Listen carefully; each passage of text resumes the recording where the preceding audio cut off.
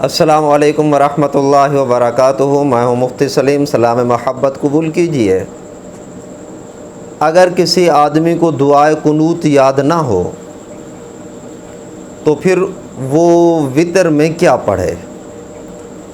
دعائے قنوت اس دعا کو کہتے ہیں جو وتر میں تیسری رکعت میں پڑھی جاتی ہے۔ اگر کسی کو یاد نہ ہو تو شریعت کا مسئلہ یہ ہے، بلکہ دو باتوں میں پہلے فرق سمجھ لیجئے۔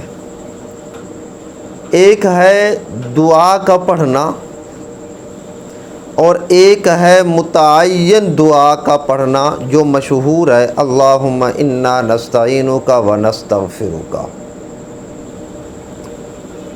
دعا کا پڑھنا واجب ہے، اس متعین دعا کا پڑھنا واجب نہیں ہے، مسنون ہے۔ لہذا اگر کسی آدمی کو یہ مسنون دعا یاد نہ ہو تو وہ کوئی سی بھی دعا پڑھ لے، واجب ادا ہو جائے گا، وتر صحیح ہو جائیں گے۔ سنت جو دعائیں ہیں، ایک تو یہی مشہور جس کو دعائے قنوت کہا جاتا ہے، اللہم انا نستعینک و نستغفرک، یہ مسنون ہے۔ اسی طرح ایک اور دعا ہے، اللہم اہدنی فی من ہدیت وعافنی فی من عافیت، یہ بھی مسنون ہے۔ آدمی انہیں یاد کرتا رہے۔ اگر کسی کو یہ یاد نہ ہو تو وہ ربنا آتنا فی الدنیا یہ دعا پڑھ لے تو واجب ادا ہو جائے گا۔ اگر کسی کو یہ بھی یاد نہ ہو تو اللہم اغفر لی یہ 3 مرتبہ پڑھ لے، واجب ادا ہو جائے گا۔ اگر یہ بھی نہیں تو کوئی سی عربی کی دعا جو ہے مسنون، سنت سے یا قرآن سے جو ثابت ہے، احادیث سے، اگر وہ وتر میں پڑھ لیتا ہے تو وتر ادا ہو جائیں گے کہ اس کا واجب ادا ہو گیا۔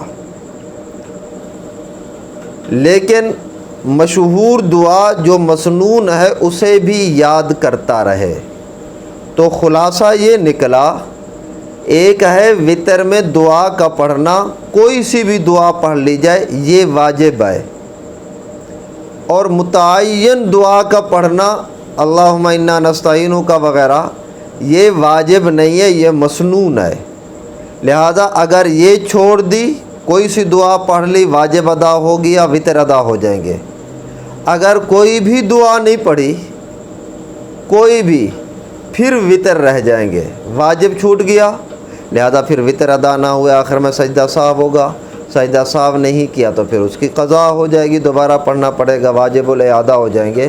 تو خلاصہ یہی ہے کہ یہ دعا یاد کرتے رہیں، جب تک یاد نہ ہو ربنا آتنا پڑھ لیں، وہ بھی یاد نہ ہو اللہم اغفر لی پڑھ لیں، وہ بھی یاد نہ ہو تو کم از کم یا ربی یا ربی یا ربی، یہ تو ہر کسی کو یاد ہو سکتے ہیں، تو تب تک یہ پڑھتے رہیں۔